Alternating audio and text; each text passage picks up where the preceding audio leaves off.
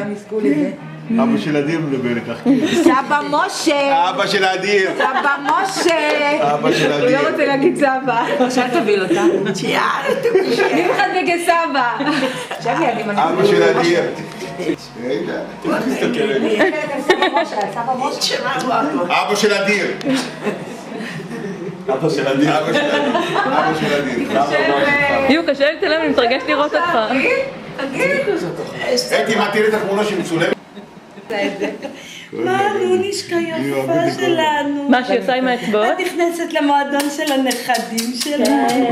היא הכניסה את סבתא שלה למועדון. איזה מבטים איתה. מאיפה אני זוכרת אותך? רגע. כאן, ממש כאן, בין הקירות האלה, בין הקירות הלא צבועים האלה. כן, כמו שאתם רואים, בית מאוד יפה, וילה, הנה דוד משה, לאן הוא הולך? מה דוד משה? סבא משה. סבא משה, הוא דוד שלי, בסדר. לא נפתח. עברו שנים, שנים. הכל נלעל. סגרו לי את הכל. וסילבי, וכאן הגיעה, סבתא של מילה הגיעה עם חגית לפה פעם ראשונה, ועכשיו היא באה עם הנכדה. שלום. המתוקה. הנה, תראו אותה. תגדל לי, תבוא לפה לראות איפה של בטח, לאט לאט, יאללה, היא רעבה. יאללה, ביי, נתראות לכם. ברוכים הבאים, ברוכות הבאות. ברוכה הבאה. לבית של סבתא וסבא. מהבית חודש. הנה.